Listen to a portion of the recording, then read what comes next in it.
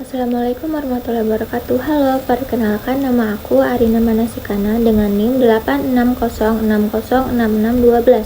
Saya di sini ingin mempresentasikan tugas 2 yaitu filsafat ilmu. Oke, pertanyaan yang pertama itu bagaimana filsafat ilmu mengawasi dan memperkuat ekstensi keilmiahan serta nilai-nilai dalam ilmu pendidikan? Nah, jawabannya itu filsafat itu kayak penjaga. Dia ngawasin biar pendidikan kita tuh nggak cuma fokus pada kepintaran, tapi dia juga fokus kepada etika. Nah, selain itu, dia juga mempererat teori pendidikan biar kita tuh jelas gitu, masalah ilmiahnya yang jelas, biar kita tuh nggak cuma kayak tebak-tebakan buah jeruk gitu. Oke, kita ke pertanyaan yang kedua, yaitu bagaimana pendidikan yang bermakna dan bernilai turut memperkuat perkembangan filsafat ilmu. Oke, jawaban yang nomor 2 itu kayak pendidikan yang bagus bikin filsafat ilmu tuh ikut maju juga. Kalau pendidikannya kayak cuma transfer materi tapi tanpa ngajak berpikir, nah filsafat itu tuh bakal stagnan. Tapi kalau pendidikan itu ngajarin siswa buat berpikir kritis, terus kayak nanya kenapa dan gimana, nah itu otomatis muncul masalah-masalah baru buat kita pikirin filsufnya gitu. Nah, jadi pendidikan yang bermakna itu bahan bakar buat filsafat ilmu itu berkembang. Oke, yang nomor 3 itu pertanyaannya kayak mengapa filsafat ilmu dapat disebut sebagai pisau analisis, yaitu ontologi, epistemologi, aksiologi dalam membedah persoalan-persoalan pendidikan.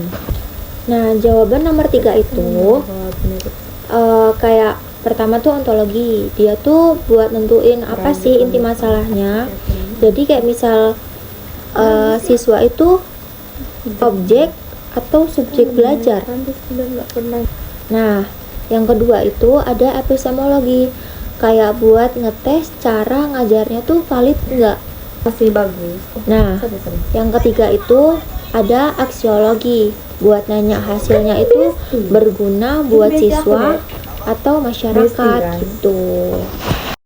Oke, pertanyaan yang keempat yaitu contoh konkret penerapan filsafat ilmu dalam praktik pendidikan, kayak misalnya dalam kebijakan, kurikulum, atau proses pembelajaran. Nah, jawabannya itu contohnya kayak yang pertama kebijakan tuh. Adanya kurikulum merdeka itu hasil pikir filsafat. Dasarnya setiap siswa itu unik jika harus dikasih kebebasan belajar sesuai minatnya. Terus yang kedua itu kurikulum. Kayak misalnya pelajaran PPKN bukan cuma hafalan undang-undang dasar, tapi buat ngebentuk karakter kita, buat kerjain aksiologi. Tuh. Nah, yang ketiga itu ada pembelajaran.